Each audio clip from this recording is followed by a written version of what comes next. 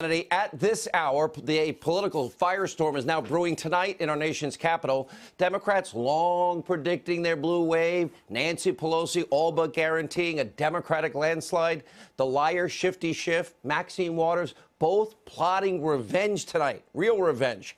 But with just 5 days to go until the all-important midterm elections, well, many prominent Democrats, they're limping and hoping that Tuesday gets here fast enough because they're limping towards the finish line. Why? Because every race is up in the air.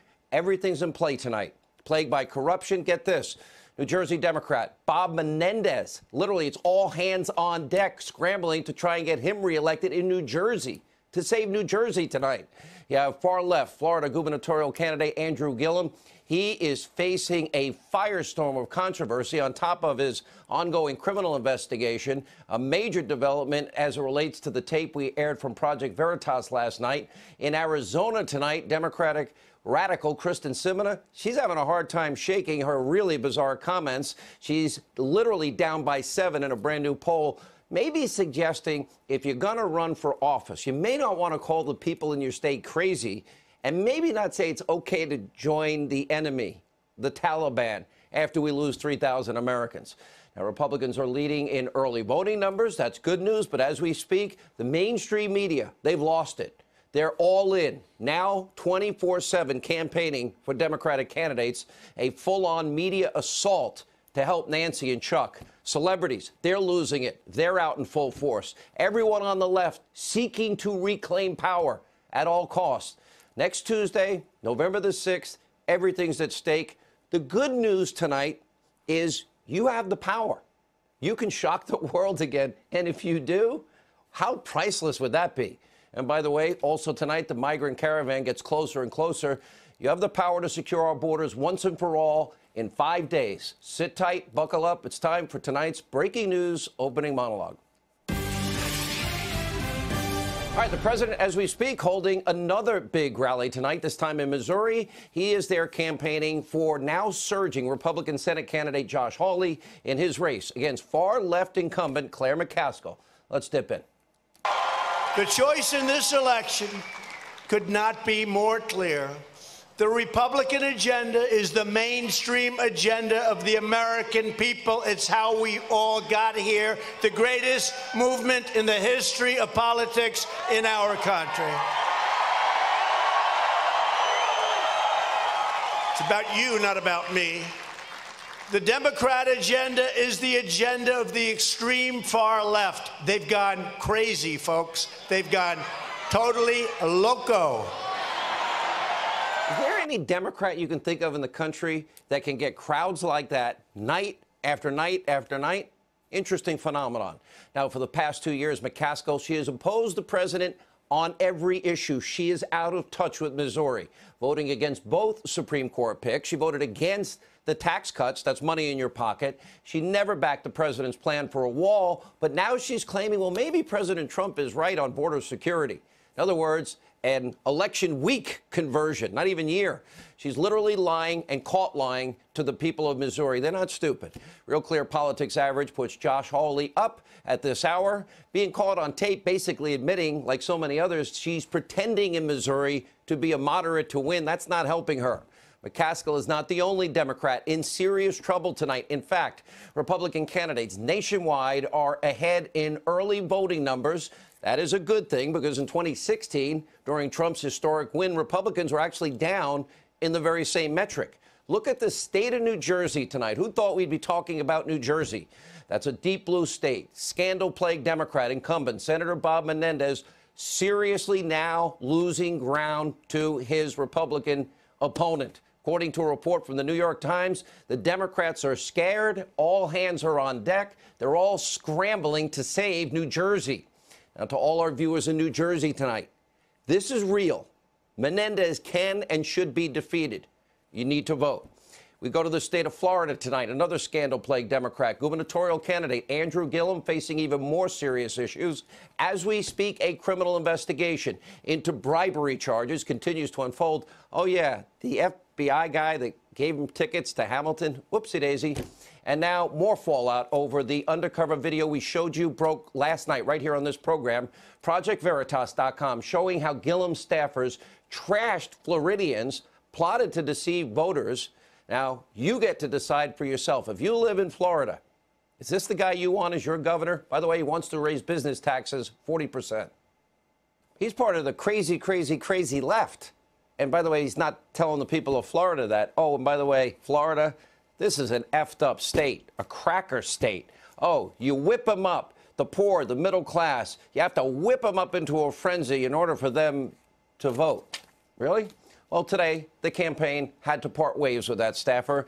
They didn't return our request for comment. Shocking. But if Gillum's crazy, crazy, crazy, crazy far-left views, maybe he could work at fake news MSNBC. And his radical associations and his corruption aren't enough to support this guy, or reasons not enough to support this guy. Remember, Floridians, his first order of business is to raise your taxes. I'm sure you're all dying for that. Want to vote for that in Florida. Take a look.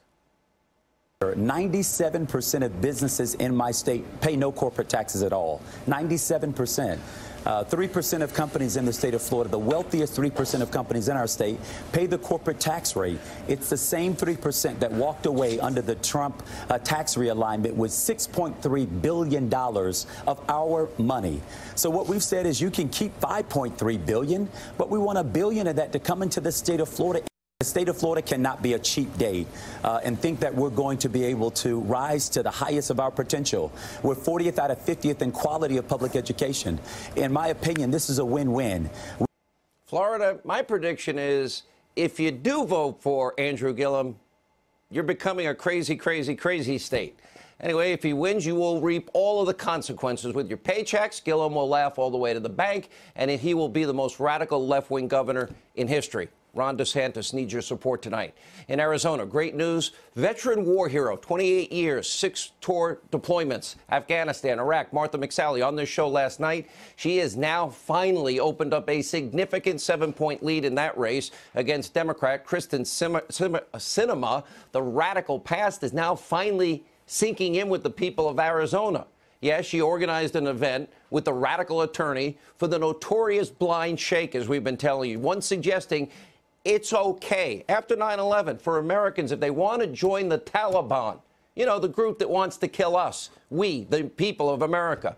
Also constantly calling the good people of Arizona, quote, crazy, but kind of in a Lindsay Lohan way. And she said, of course, that her state, she wants your vote, is the meth lab of democracy. And when given a chance to actually address these remarks, no apology, none. This is amazing. Take a look. As we see in the waning days of this campaign, Martha has chosen to continue running a highly negative campaign full of false attacks and lies. That's her choice. She can continue to do so if she wants. But Arizona voters will choose the person they trust to be their voice in Washington, D.C. She wouldn't even apologize for saying it's okay to join the Taliban. I guess the truth hurts there. People of Arizona are waking up tonight. And while Republicans appear to have a serious edge in the Senate, the House, a different story. Dozens of must-win Republican-held districts are now toss-ups tonight. Nancy Pelosi, she's predicting victory. In 5 days, if Republicans lose control of the House, let me point out to you what will happen. That's right, Nancy Pelosi will be your speaker. The biggest liar in America, Adam Shifty Schiff. He will be the House Intel Committee chairman. Endless investigations of nothing. He's already bragging about his plans to ramp up these investigations into phony Trump-Russia collusion, which has pretty much now been debunked. Take a look. Republicans walked away from the investigation. The Democratic minority has continued, and we've been bringing witnesses in, and we've been learning more. And that work won't stop when we take the majority, but we will be able to get answers the Republicans were unwilling to pursue, records that the Republicans wouldn't ask for. The question, though, that I don't know whether Mueller has been able to answer, because I don't know whether he's been given the license to look into it, is were the Russians laundering money through the Trump organization? And that will be a very high priority to get an answer to, for the reason that if they were doing this, it's not only a crime, but it's something provable, something that the Russians could hold over the head of the President of the United States. Oh, my God, he's been saying the same thing for 2 years. Anyway, and by the way, he doesn't care about Hillary's bought and paid for phony Russian dossier. Yeah, the one that they used to commit a fraud on a FISA court. Then, of course, there's Impeach 45, Maxine Waters. Democrats win. She will likely chair the very important Financial Services Committee. And let's just say, in her own words, she sounds like she's out for revenge, too, just like Shifty Schiff. I will be the first African American, the first woman to chair the powerful Financial Services Committee. That's all of Wall Street. That's all the insurance companies. That's all the banks. What am I going to do to you? What I'm going to do to you is fair. I'm going to do to you what you did to us. I'm going to do to you what you did to us. That's why all 435 House races matter tonight. Now, regardless, I'll say this. Let not your heart be troubled. Fox News contributor, former Speaker of the House, Newt Gingrich, out with a brand new piece tonight. He is throwing cold water on the Democrats' blue wave predictions. According to the former Speaker, Republicans will likely hold on to the Senate and gain seats. And he says maybe even the House. But that's going to be decided by you, we, the people. Of course, as pointed out in this very insightful piece, the U.S. Senate controls judicial confirmations, meaning if Republicans control the Senate, the president's agenda, he argues, and is right, will remain intact. Now, of course, the left is doing anything and everything in their power to stop the president's successful agenda and all Republicans across the country. And as per usual, predictably, Hollywood's biggest know-nothing liberals, they're out there hitting the campaign trail for Democrats. Oprah, oh, she's out there stumping for Georgia's totally unqualified gubernatorial candidate. In Florida, Jimmy Buffett, he's still playing. He's performing at a campaign event for Gillum and Nelson.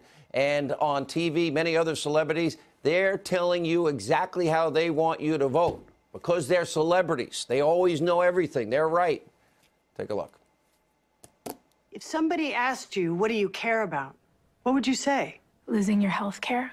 Equal pay. Equal rights. What really, honestly matters to you? Look, if you're worried about your pre-existing conditions... If you can't take another school shooting. What matters to you? Civility? Kindness. Dignity? Freedom of the press. Freedom of speech. All of our freedoms. Do they matter? Seriously. Seriously, do they matter to you? Then vote. If you care about immigration, Children being taken away at the border. if gun reform matters, Climate change. healthcare for young, For old matters. Then vote. If basic human rights matter, then vote. If women's rights really are human rights, Then vote. Don't lose hope. vote as if it matters, because it does. Get out and vote. It matters. On November 6th, we're all in this together. They kind of forgot that they want open borders. They kind of forgot that they liked Obamacare and supported him, and he was the worst economic president in our lifetime. They never mentioned due process and the presumption of innocence, or the Constitution, or lower taxes. That's right, Obama raised them. Of course, far-left Hollywood liberals are not the only sycophants supporting the Democratic cause tonight. The biggest cheerleaders of the left have long been members of the mainstream media. But tonight, wow, they're up in their game. Some of their best anti-Trump rhetoric ever is getting rolled out and out of control. Especially true, poor morning liberal Joe. I think the election is really taking a toll on poor Mika. Take a look. Our democracy is under attack with bombs targeting Trump's enemies and shootings in synagogues by a nationalist imitating the president's racist rants. The rhetoric of this racist, heartless, soulless man will lead to more violence. Yes, I said that. This is a so-called leader with no shame. He doesn't care. He's got no sense of decency, no sense of duty, and no limits. If you want a slight check on this man and his unrelenting race to the finish here to make sure he can continue destroying this country, you might want to vote all D. You know, just imagine for a moment. Liberals like to imagine. John Lennon. Just imagine for a moment what's going to happen. If the Republicans kept the House and the Senate, they're going to lose it. That's almost worth the price of admission. I know they're trying to scare you into voting Democrats in the midterms. And, of course, Howard Dean was far worse, actually sick, celebrating the Democrats' momentum surrounding the shooting in the synagogue in Pittsburgh. And I'm not making that up. Take a look. The Democrats are trying to basically run against a president who's got a very powerful message of hate, basically, which can be effective at times like this when the nation has been turned upside down by this president. So, I'm pretty optimistic, actually. I do think there is a tendency towards voting Democratic, and I think the Democrats are a lot more energized, particularly, I hate to say this, after the shootings in Pittsburgh. That's pretty sick, pretty ugly, pretty twisted. Look, we have to take everything Howard Dean, though, says with a grain of salt. After all, he's not exactly known for being of sound mind around election time. We're going to South Carolina and Oklahoma and Arizona and North Dakota and New Mexico. And we're going to California and Texas and New York. And we're going to South Dakota and Oregon and Washington and Michigan. And then we're going to Washington, D.C. to take back the White House. Yeah! All right. I guess we can expect more of that if the Democrats' big blue wave doesn't exactly play out on November 6th. Just imagine that. Now, tonight, while the media, the left, working extra hard, vilifying Republicans and the president, well, he's focused on a serious situation at our southern border. And at this hour tonight, the migrant caravan is pushing even closer to our southern border. As a response, President Trump is now sending up to 15,000 troops to help secure that border. The first active duty military actually arrived today in Texas. Earlier today, the president had this very clear warning to those marching towards our borders with no intention of respecting our sovereignty, our rule of law, and our borders. Take a look. At this very moment, large, well-organized caravans of migrants are marching toward our southern border. Some people call it an invasion. It's like an invasion. They have violently overrun the Mexican border. You saw that 2 days ago. These are tough people in many cases. A lot of young men, strong men, and a lot of men that maybe we don't want in our country. But again, we'll find that out through the legal process. These illegal caravans will not be allowed into the United States. And they should turn back now, because they're wasting their time. John Podesta, the Center for American Progress, actually saying, don't talk about immigration. Just don't talk about it. Just, change the topic. That's what they're saying. Without a doubt, our immigration system is broken. The situation is dire at the border. 2018 alone, over 50,000 unaccompanied minors have been apprehended crossing illegally, a 171% increase from 2010 this year. Over 17,000 known criminals have been apprehended at the border, along with over 1,000 dangerous gang members. 2017, over 2,000 pounds of fentanyl was seized by ICE, enough fentanyl to kill every single solitary American. And a stunning new data from the Center for Immigration Studies is showing tonight that each illegal immigrant that crossed the border costs you, the American taxpayers, $70,000. And Trump is vowing to take a stand against this illegal immigration free-for-all, and he's pushing to end birthright citizenship, chain migration, and build the border wall. He's already spent $3.5 billion. He needs 20 more. Sadly, Democratic policies, open borders, sanctuary cities, and states created this crisis at our southern border. There wouldn't be a caravan if we had the wall. And that means everybody would be safe on both sides, and the wall can have a door. Those same Democratic politicians literally put their heads in the sand. They're told not to talk about it, just like they don't talk about impeachment. Now it's the president's job to clean up their mess, protect the American people. 5 days from now, you have an opportunity and a duty to send a message. You can shock the world. Imagine what it's going to be like. At some of these news networks, I can handle a win or a loss, but they'll go nuts. You'll watch their heads explode on TV. Hollywood will lose it. Straight ahead, we're going to look at the Hannity big board tonight. Our friend Bill Hammer will go over all of these important races that will decide the balance of power in the House and the Senate. Steve Doocy, Dan Bongino, and the great one, Mark Levin, all coming up. Please stay with us.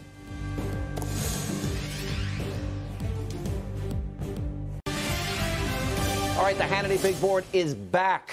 And joining us now with the very latest where things stand in key midterm races. You're taking that again, aren't you?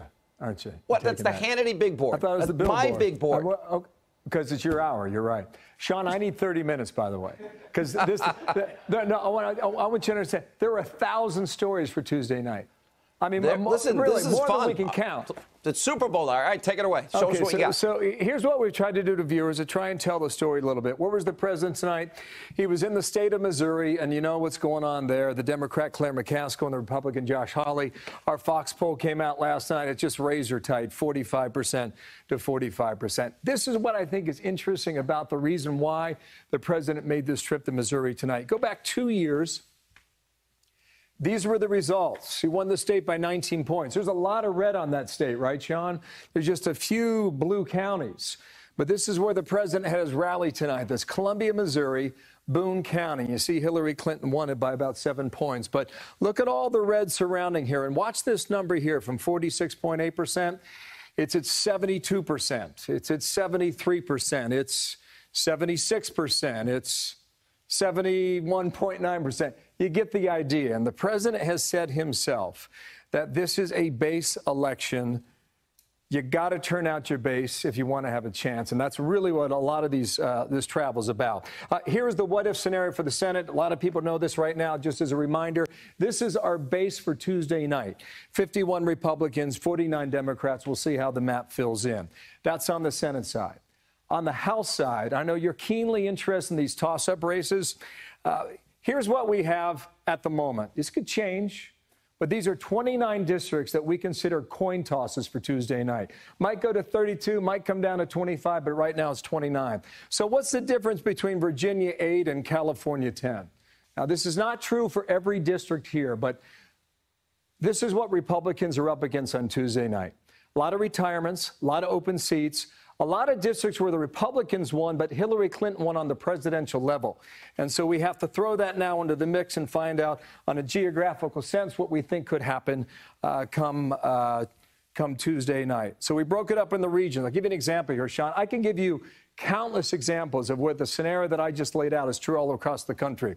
This is Virginia 10. This is Barbara Comstock. This is outside of Washington, D.C., and a real tough race here with Jennifer Wexton. These were the presidential results 2 years ago in that district. Hillary Clinton won by 10 points. So you see what some of these candidates are up against. That's Washington, D.C. Take you down the Florida Keys, similar scenario. You see Hillary Clinton won by about 16, 17%. I can take you out into the plains, out in Kansas. Right? This is Kansas District number 3. This is Kevin Yoder, the Republican, and a race against Sharice Davis, the Democrat. 2 years ago, Hillary Clinton won just by a margin here, about 4,000 votes, about 1.2% on the margin. But this is another example, and you go out to California, too, and I think this is very, very important for our viewers to remember and all the folks running across the country. Poll closings in California are 11 o'clock Eastern time on Tuesday night. We have 8 toss-up districts in California alone. If the House is really that close, in the 7 of 8, Hillary Clinton won the district 2 years ago. So you see now what's on the line. And just one last thought here, Sean. This is where we were 2 years ago, state by state, presidential results when Donald Trump stunned the world. And we're going to see on Tuesday night how many of these voters he attracted 2 years ago, how many are still with him in 2018. So, all right, pretty amazing. As I look at the Senate, I would also say I think Florida's a toss-up right now. It's dead even. And Josh Hawley is pulling ahead. Marsha Blackburn's got a nice lead now in Tennessee. Kristen Sinema, she's down a lot in Arizona. Dean Heller is holding up in Nevada. That's an important Senate race. Are you doing the math in your head while you're doing this? Because I'm trying to guess. Yeah, well, then we can go in Montana number? with the Libertarian pulling out.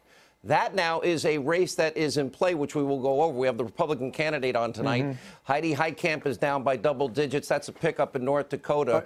Hang on. We can do it. Pick up in North Dakota. Now you're at 52-48. Where else did you say? Well, I went through them all. I went through Tennessee, Missouri, all right, Tennessee Nevada, stays. Missouri Texas. Would be Ted Cruz is going to win. Nevada would stay. What happens in Arizona? Okay, but when have we ever heard of a person running for the Senate that calls everyone in her state crazy, the meth lab of democracy, and she says it's okay to join the Taliban after 9/11? I'm not voting in Arizona, but you're saying Martha McSally wins. So now you're at 53-47. By the way, now you understand why they never want me on election night. I got you. Is that your projection for Tuesday night? My prediction in which state? In all of them. You My come up with prediction is 53-47? Marsha Blackburn. My prediction is Josh Hawley. My prediction is Dean Heller. My prediction is Martha McSally. My prediction is Heitkamp loses. Joe Donnelly, if people of Indiana don't vote Libertarian, that can be one. And Tester can lose in Montana now that the Libertarian pulled out. What happened in Florida? Up, throw it up for grabs. Right now, up for grabs. Okay. I'm going to keep you at 54-46. That's we'll where see I if am. you feel the same way tomorrow night. Okay. Bill Hemmer, thank you. Nice We'll to be see watching you, you Sean. on election night. I'll be home drinking heavily, depending either celebrating or in misery, one or the other. See you soon. Joining us now, author. I can't believe Steve Doocy sells a cookbook 3 weeks before the election, and I love him. And the worst part, he puts me on page 184. He puts Brian and Ainsley on page 1 and 2. Listen, you should be happy because your recipe is in the holiday chapter. And now we're in November. We're talking turkey. This cookbook has the best turkey you've ever had in your life. And then the Sean Hannity corned beef and cabbage. Put me at the end of the book in the in the credit section somewhere. Stop it. Appendix. And we have NRA TV. Former Secret Service agent. By the way, he has a best-selling book out as well. Dan Bongino. All right, Dan, let's look at those races. You agree with my Senate predictions? Yeah. I think your Senate predictions are spot on, but Sean, I think Rick Scott takes it in Florida. Listen, nobody knows who Bill Nelson is, Sean. I jokingly said last night, I live in Florida down here. I spent all my time here, obviously. People think he's Ben Nelson from Nebraska, the Cornhusker kickback guy. Nobody has any idea who this is, Bill Nelson. He has very little legislative record to run on. Rick Scott, I think, did an admirable job with the disastrous hurricane up in the Panhandle. I think Florida, I think Rick Scott's got a darn good chance, and I think Ron DeSantis pulls it out, too. I think there is a massive undervote in the polls for these two guys. I think for Rick Scott, and I'd also add Ron DeSantis, this tape was devastating, this Project Veritas tape on Andrew Gillum. Steve, I know you're covering it every morning. On a serious note, I think we look good for conservatives, Republicans. If you don't want Speaker of the House Pelosi and Senate Majority Leader Schumer, things look better in the Senate. I think Bill Hemmer makes a lot of good points. 45 retirements. That's a lot. Headwinds against, look, Bill Clinton got crushed in '94. Newt became the Speaker, first time 40 years. 2010, Obama got crushed in his first midterm. Well, think about why there are so many retirements this time around. It's because a year ago, if the election would have been held a year ago, it would have been a gigantic blue tsunami. Remember repeal and replace that the Republicans had promised for a very long time. That didn't get passed. The president's approval rating was not where it is today. And we were not to the point where the tax cut for Americans was going to go through. Fast forward to today, and now the president's got better ratings, and the tax cut is about even money. Effect, the caravan effect, the mob rule effect, and then I would add one other thing: are you better off than you were 2 years ago? And see, I think that is perhaps a tactical mistake of the Republicans. They should have been playing on the economy because the Democrats have brilliantly played the health care card. In the last year, they how all can got they together. play the health care card when they gave us Obamacare? Listen, keep your doctor plan, save money. Because in the last year, when the Republicans did the tax cut, they took away the individual mandate, and it gave the Democrats the argument. They took away the individual mandate. What are they going to take away from you next? They don't have a single plan. They don't have a 5-point plan. Predictions. They just think that people are going to wind up voting for them because of that. We hold the House by 2 to 3 seats, and we pick up 4 to 5 seats in the Senate. Guaranteed. If I had a magic 8-ball, I would shake it, and it would say, "Ask again later." You're totally wimping out. I gave you Come my on, Senate Doocy, prediction. get on the record. People, what I really believe. The Republicans will as hold of the Senate. tonight, Republicans on paper are down 5 in the House. That means you better take it seriously. I think that's right. When we come back, we'll get the great one, Mark Levin's predictions for the midterms and his take on the state of the country. Straight ahead.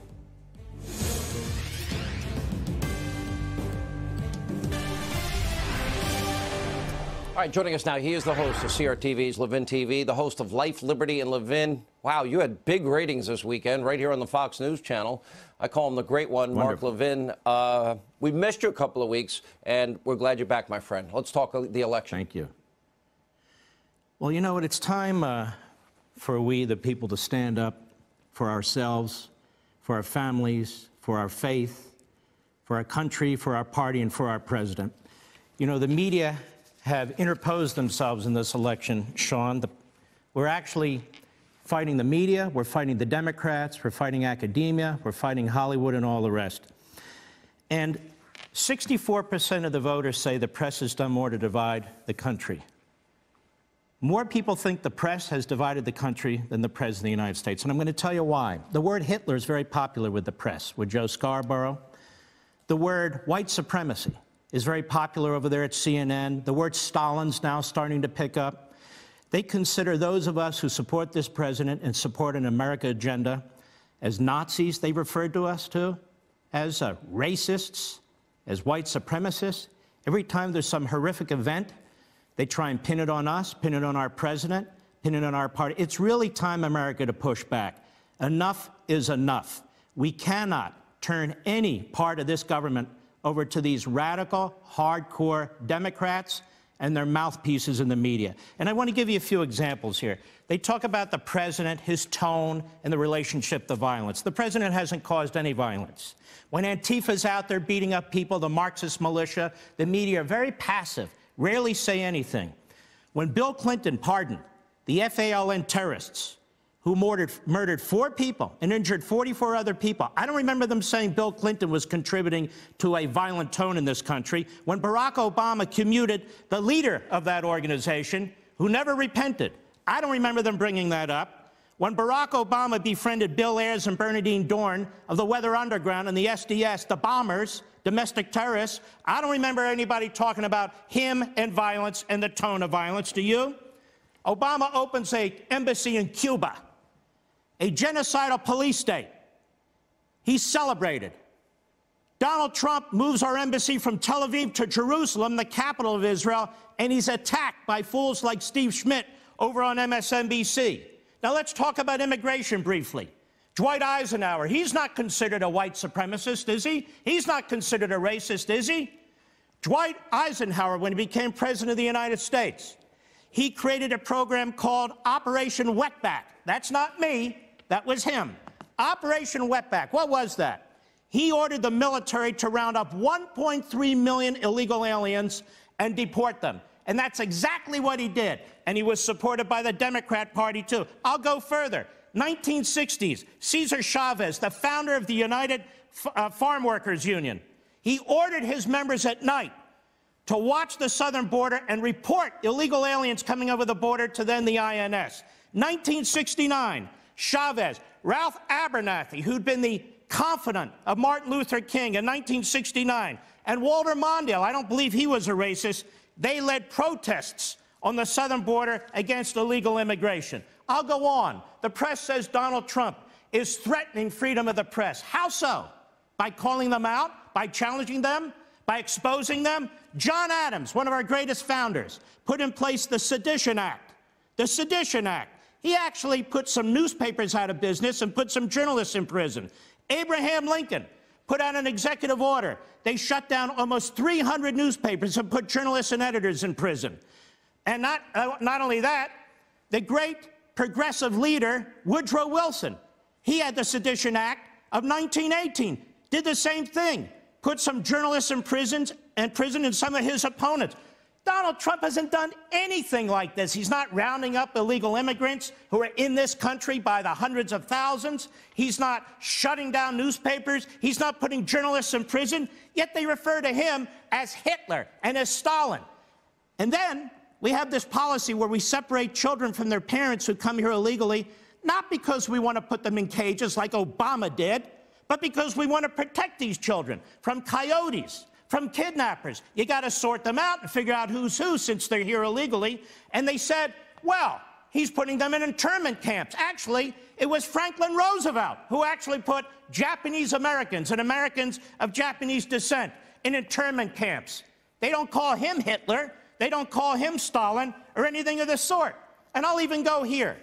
They attack our president. They say a womanizer. They bring the Stormy Daniels in front of TV, left and right, left and right.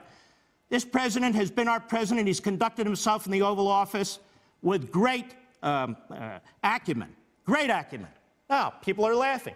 JFK was having affairs constantly in the Oval Office in the White House with an East German spy, with a mob boss girlfriend, with a 17-year-old intern, and he was outdone by LBJ. We don't talk about that stuff. How come? Because our goal, you see, is to trash the President of the United States. The media in this country, America, is campaigning against you, campaigning against your values, campaigning against your virtue, against the Declaration, against the Constitution. And you have a rare opportunity every now and then to show yourself, to stand up and say, we're not putting up with this anymore. We're going to protect our country. We're going to protect our values, our institutions, our party, and our president. And most of all, ourselves. You're sick of being called Nazis? You're sick of being called racists? You're sick of being called white supremacists? Then you need to vote. And you need to vote now if you have early voting, and you need to vote Tuesday, and you need to be your own precinct captain and bring out 4, 5, 6 people and make sure you vote. Because here's the deal. If more of us vote, we win. If less of them vote, they lose. Mark Levin, by the way, I want to say publicly our condolences. I knew your dad. He recently passed away, a great man. Thank you, my friend, for being with us. Don't miss it. Thank you. Mark show, big show this weekend. Life, Liberty, Levin. You don't want to miss it Sunday night, right here on the Fox News Channel. When we come back, 2 important Senate candidates. 1, Mike Braun, Indiana. Matt Rosendale in Montana. They can both win. We'll explain. When we get back, they'll join us.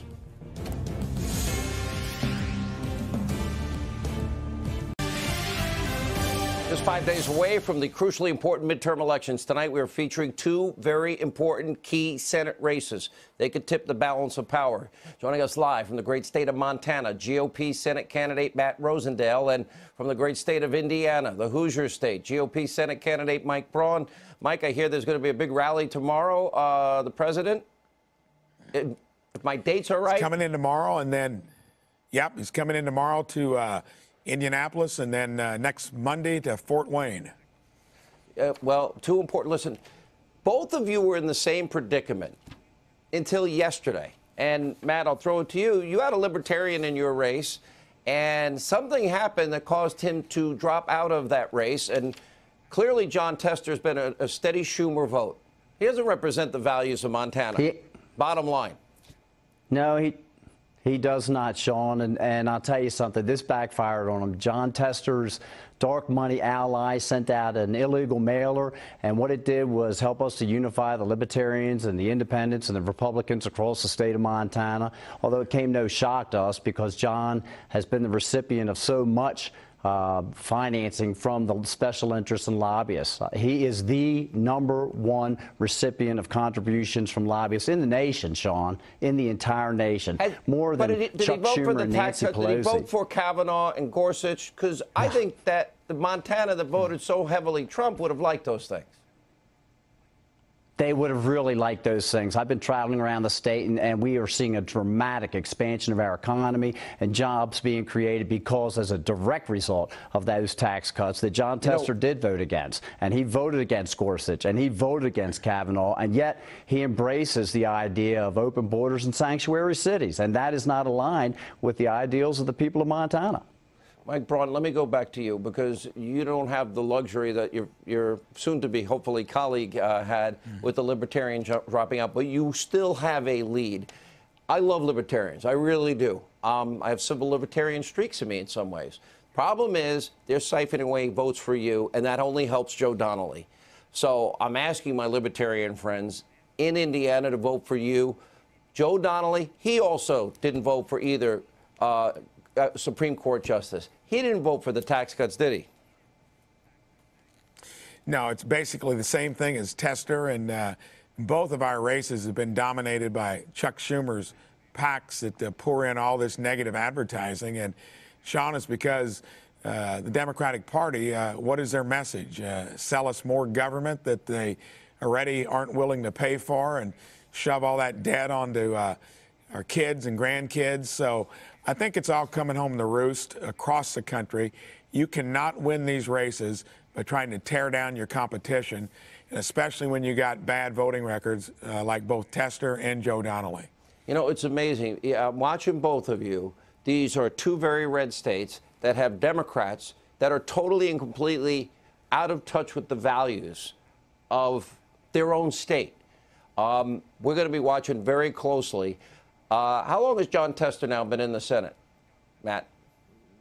Too long, Sean, too long. He has been too wrong for too long. He's been in for 12 years, and he stood there 12 years ago and told folks he wouldn't be encumbered by special interests. He said he would, he complained about reckless spending and has increased the national debt from $8 trillion to over $21 trillion at the exact same time that I was cutting costs at the state level. He just is completely out of touch with the folks of Montana. He bought a $1 million home in Washington, D.C., and he put Montana in his rearview mirror.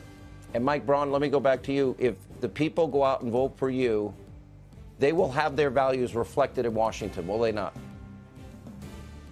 No doubt about it. And Joe Donnelly, from the time he got to Notre Dame, got his law degree, he's been running for office and been a career politician and has voted against Hoosier values for the 12 years he's been in Congress and in the Senate. And you can count on me to reflect Hoosier values when I become the next senator. Mike Braun, we're wishing you the best. We're going to be watching Indiana and Montana, both winnable states. Both would be pickups, huge for the country. When we come back, more highlights, the president's rally from earlier tonight in Missouri, straight ahead.